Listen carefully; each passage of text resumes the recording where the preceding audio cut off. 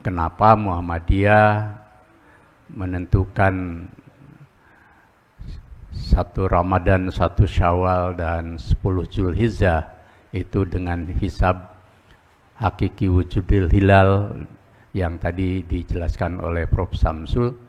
Yang ini kan juga menyangkut kehidupan publik di mana masyarakat selalu bertanya di saat bersamaan antar umat Islam, antar bangsa, antar negara, itu biasanya tidak ada pertanyaan.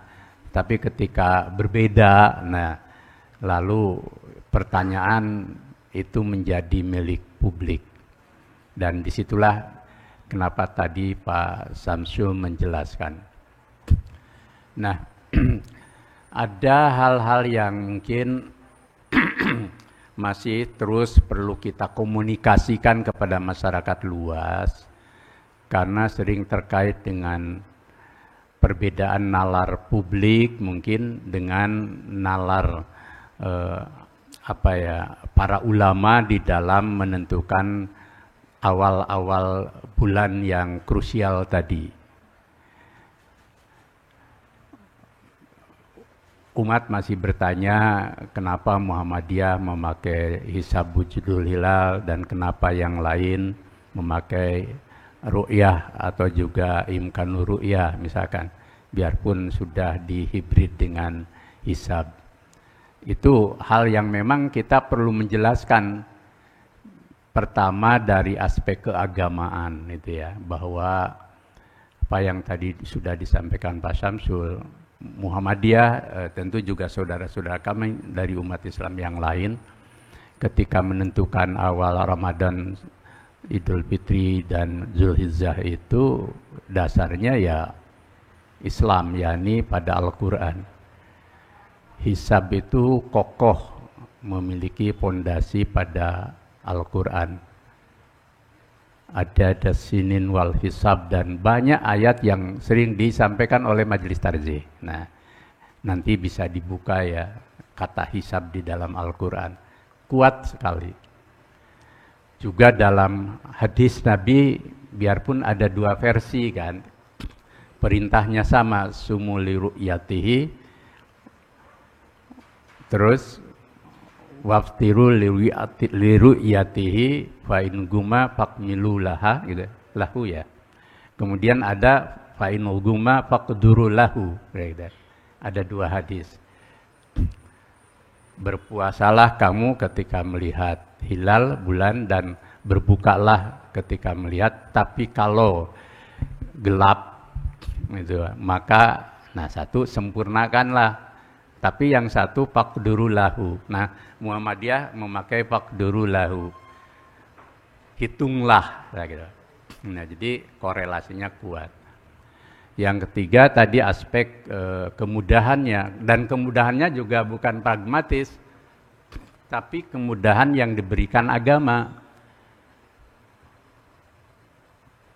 Yang tadi dibacakan oleh Prof. Samsul, yuridullahu bikumul yusra wa la yuridu bikumul usra.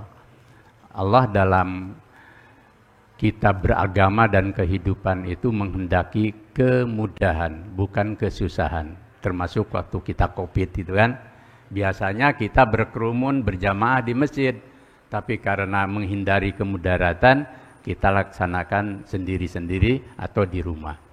Nah, Muhammadiyah memandang kemudahannya banyak dari hisab itu, gitu kan. Tadi ada kawasan yang memang itu lebih afdol dan kuat ketika dengan hisab wujudul hilal. Yang kedua, Muhammadiyah dengan wujudul hilal sebagaimana konsep wujud itu kan prinsipnya pada keberadaan gitu ya. Pada wujudnya hilal 0 derajat sampai berapapun, itulah yang dipakai oleh Muhammadiyah. Maka jangan ditanyakan berapa derajatnya untuk menentukan, karena dari 0 sampai sekian. Nah, penampakan itu bagi kami memang bisa mudah, bisa susah, kan gitu loh. Jadi ada penampakan itu pas kebetulan terang, mata kita juga tidak terhalang, teknologi kita juga lancar, maka bisa melihat hilal. Tapi pas tidak bisa melihat, nah bagi kami tidak bisa melihat atau tidak tampak di hadapan kita, belum tentu bahwa hilal itu tidak ada. Nah gitu. Jadi bagi kami bahwa jauh lebih punya kekuatan ketika konsepnya wujud ada. Teman-teman semua sudah ada di ruangan ini, tapi saya tidak bisa melihat semuanya karena terhalang oleh satu sama lain. Mbak Nini tidak bisa kelihatan dari saya. Mas Sayuti. Tapi ketika Mbak Nini dibilang tidak tampak, bukan berarti tidak ada kan? Nah gitu loh, sederhananya begitu aja. Tidak tampak itu bukan berarti tidak ada. Nah bagi kami, semuanya berada, jadi konsepnya berada. Biarpun tidak melihat, tapi ada. Nah, kecuali yang memang betul-betul tidak ada kan. Sering kita punya kawan dalam suatu acara besar, misalkan, loh kok tadi kita tidak ketemu ya? Anda nggak datang ya? Saya datang, tapi saya sebelah sana gitu kan. Nah begitu. Tidak tampak dan tidak kita melihat itu bukan berarti tidak ada. Jadi artinya spekulasinya tinggi, maka kami pakai konsep wujud. Jadi itu yang menjadi kokoh. Kemudian kemudahan lainnya apa? Bisa dipastikan jauh sebelumnya. Nah, seperti juga kita mengikuti tanggal, kalender. Maka kenapa Muhammadiyah mengusulkan agar kita lebih banyak samanya ke depan itu dengan kalender global, kalender internasional. Karena dengan kalender kita menjadi lebih mudah. Bahkan beberapa kali Pak Syamsul dan teman-teman Tarjih, dengan hisab kita bisa menghitung 50 sampai 100 tahun ke depan. Bahkan ada beberapa mubalik yang bukan Muhammadiyah itu kan, di YouTube itu, dia bisa nyebut bahwa 50 tahun ke depan dengan hisab, padahal bukan ahli hisab. Hisab pakai B ya. Karena ada ahli hisab itu yang lain. Nah, dia bisa, katanya bisa memperhitungkan. Nah, seperti kita ini kan, pertemuan kapan dulu itu ketika awal Ramadan sudah kita sebut bahwa Idul Fitri akan jatuh hari Jumat. 21 April 2023. Jadi sudah yang mau mudik, yang mau pesen hotel gitu ya, transaksi itu sudah otomatis gitu. Tapi kalau kami misalkan tunggu besok ya 1 minha gitu, itu kan susah. Mau pesen hotel juga susah. Nah kira-kira. Dan seperti hidup kita sehari-hari dalam bertransaksi kan dengan kalender itu menjadi pasti.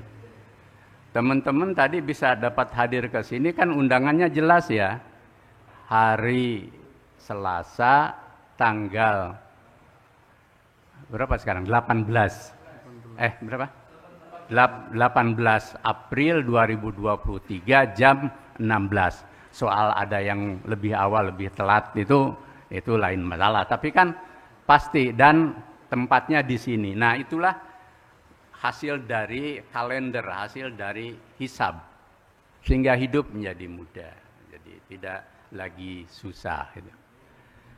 Lalu penisbahan yang lebih lain, yang lebih ini mungkin kalau dari ulama bisa berdebat ya. Tetapi dari segi praktis, dulu kan perintah sholat, waktu-waktu sholat subuh, duhur, asar, isya, subuh, maghrib, isya, itu berdasarkan penglihatan posisi matahari. Awalnya kan Nabi begitu.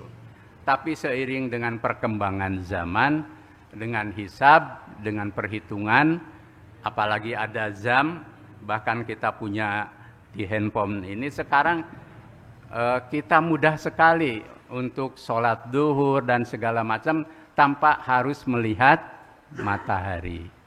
Apalagi kalau teman-teman pas di pesawat atau di kereta api yang tidak boleh turun, pas waktu duhur minta turun, kan nggak mungkin. Nah gitu. Lalu sekarang kita nggak ada masalah dari golongan manapun, negara manapun, bahwa untuk sholat itu pakai jadwal imsak ya. Nah kira-kira ke depan kita itu ingin seperti itu. Nah itu ya. Tapi tentu semuanya perlu proses. Dan kami pun menghargai bagi saudara-saudara kita atau negara-negara yang masih menganut sistem dan metode lain. Karena mungkin belum sampai ke situ atau belum bisa untuk melakukan perubahan.